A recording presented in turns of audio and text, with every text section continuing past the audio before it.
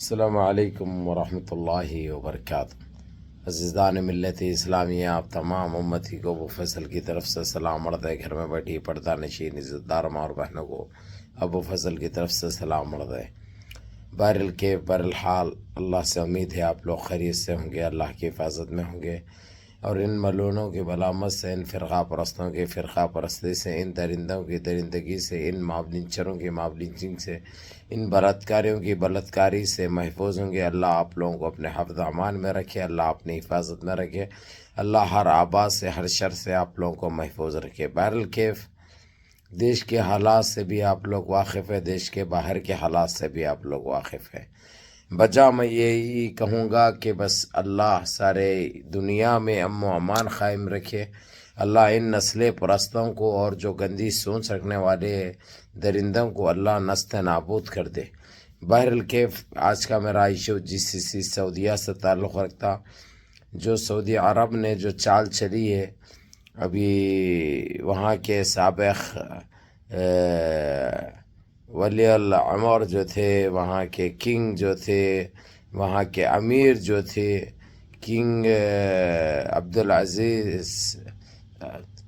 سلمان بن عبدالعزیز نے چائنا کے پریزیڈنٹ کو 3 دن کے سرکاری دورے پر وہاں پر بلایا۔ اب ان کا منصوبہ، ان کے ارادے اور ان کے چالوں سے تو ہم بجا واقف ہیں۔ حالانکہ کنگ سلمان بن عبدالعزیز سے یہ امید ہم کبھی نہیں کر سکتے، محمد بن سلمان سے رکھ سکتے، لیکن کنگ سلمان بن عبدالعزیز سے نہیں رکھ سکتے۔ حالانکہ ان کی عمر آپ لوگوں کو پتہ ہے 76 ایئر کے ہے۔ اب کبھی بھی آنکھ بند ہوتی ہے، خیر وہ تو کس کی بھی ہوتی ہے، لیکن پھر بھی اپنے اعمال سے اور اپنے اس سے یہ لوگ کو اللہ کا ڈر نہیں ہے۔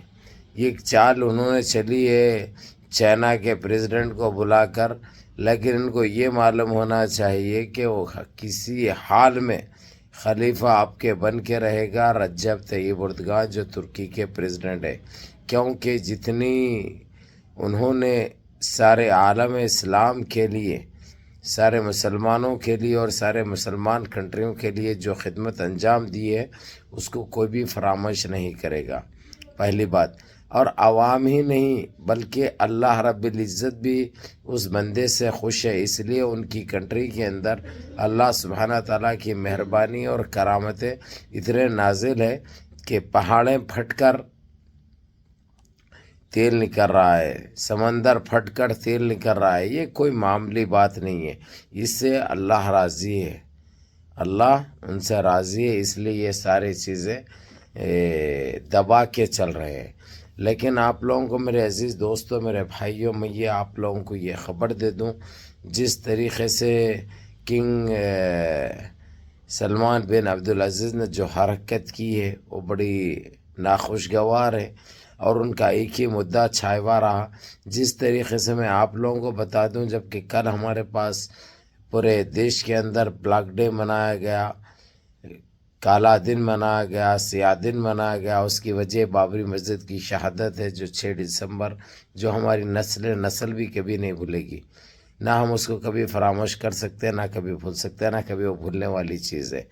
اور الحمدللہ یہ تو بات طے ہو چکی ہے کہ بابری مسجد بہت جلدی بنے گی، انشاءاللہ بہت جلد تعمیر ہوگی، اور وہاں پہ حی علی الصلاح کی گونج سنائی دے گی، اور وہ بھی وہی جگہ پہ بنے گی جو جگہ پر شہید کر کے وہاں پہ ٹیمپل بنایا گیا۔ وہ نکالنا، کس طریقے سے نکالنا، کس طریقے سے ہٹانا، ان کا سر درد ہے، وہ ہمارے کو کچھ لینا دینا یا اس سے کوئی لینا دینا نہیں ہے۔ لیکن میں آپ لوگوں کو یہ بتاؤں کہ کنگ سلمان بن عبدالعزیز نے جو حرکت کی ہے، وہاں پہ مسجد کا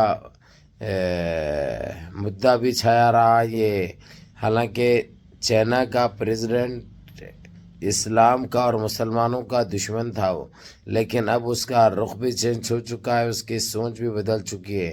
اس نے بابری مسجد کی بات کی، لیکن یہ صرف اپنی بات کرتے رہا، اور یہ ایک ہی چیز کے اوپر توجہ مرکوز تھی یہ کہ خلیفہ کے جب ووٹ یہاں پہ ایشیا کے کچھ کنٹریوں کو بیچ میں لانے کی کوشش کر رہا ہے سعودیہ، لیکن میں آپ لوگوں کو یہ بتاتا چلوں، یہ چیز نہ قطر ایکسیپٹ کرے گا نہ ترکی ایکسیپٹ کرے گا، کیونکہ یہ تینوں میں لڑائی چل رہی ہے، یہ تینوں میں اٹھا پٹک چل رہی ہے. ایک ہے سعودیہ، دوسرا ہے ترکی، تیسرا ہے قطر. حالانکہ کویت کا بھی نمبر تھا، لیکن کویت ان چیزوں میں جانے سے صاف انکار کر دیا. وہ یہی بتا دیا، یہی بول دیا کہ ہم کو یہ خلیفہ بننے کا کوئی شوق نہیں ہے. ہم جہاں پر ہے، جو راستے پہ چل رہے ہیں، جو خدمت کر رہے ہیں، بس اللہ ہم سے راضی رہے، اللہ ہم کو ہماری حفاظت فرمائے، ہمارے کنٹریوں کی حفاظت فرمائے. یہ شیخ نواف الصباح کا یہ کہنا تھا.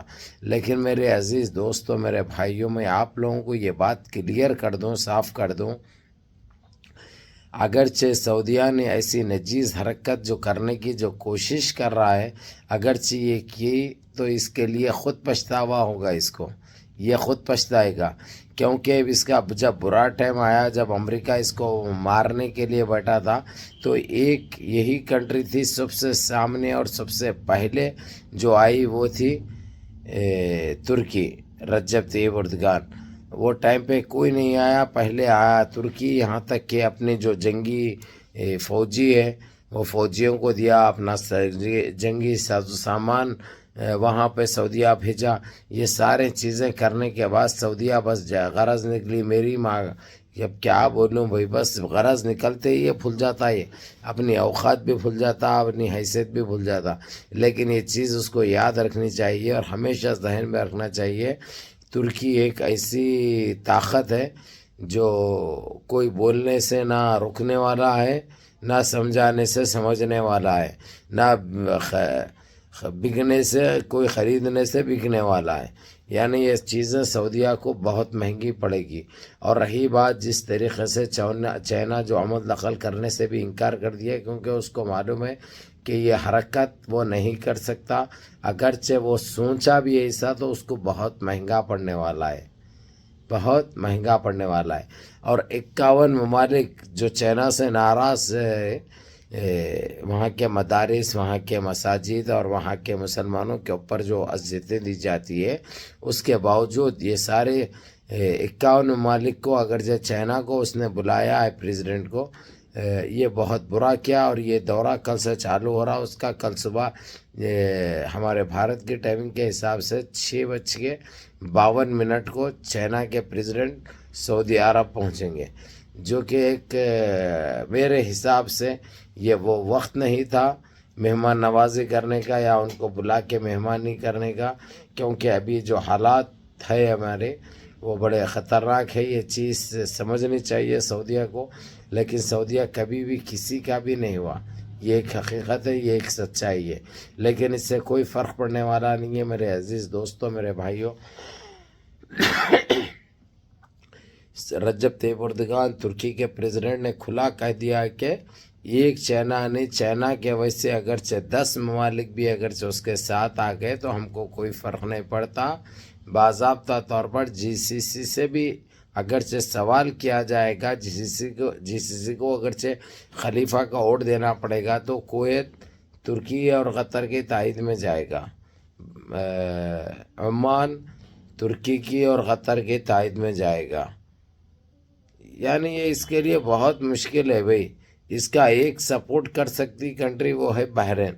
بحرین اسی لیے کرے گی کیونکہ اس کے سارے جو بحرین کے شیخ حمد ہو، وہاں کے وزیر اعظم، وہ اپنا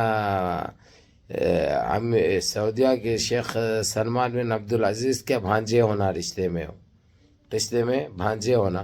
تو اگرچہ انہوں ماموں کے خاطر ووٹ بھی دیے سعودیہ کو، اگرچہ تو ان کا ووٹ کام آنے والا نہیں ہے، کیونکہ کھلے طور پر اس سے پہلے جو وہ ہوئے تھے، سود بولے تو وہی ووٹ کی بات ہو رہی دوسرے کام کے لیے. تو وہ ٹائم پہ جو ہے سو بحرین کے ووٹ کو اہمیت نہیں دی گئی، اس کی وجہ کیونکہ وہ آلریڈی بھانجے ہیں ان کے رشتے میں. تو یہ سارے چیزوں کے برعکس میں آپ لوگوں کو یہی کہوں گا، یہ نہیں ہوا تو بہتر ہے. اگرچہ ہوا بھی اگرچہ تو کوئی فرق پڑنے والا نہیں ہے. ہم ترکی کے رجب طیب اردگان کو نئے خلیفہ کے روپ میں دیکھ رہے ہیں. وہ تو بالکل طے ہے، 90% وہ انہوں جیتنے کے حق میں ہیں. لیکن سعودیہ اپنے جو الٹے سیدھے جو چالیں چل رہا ہے وہی اس کو مہنگے پڑیں گے انشاءاللہ۔ بہرکیف میرے عزیز دوستوں، میرے بھائیوں، نمازوں کی پابندی کرو، ماں باپ کی خدمت کرو، بڑوں کے احکام پہ عمل کرو، اور اپنے اس بھائی کو بھی دعاؤں میں یاد رکھو۔ السلام علیکم ورحمۃ اللہ وبرکاتہ۔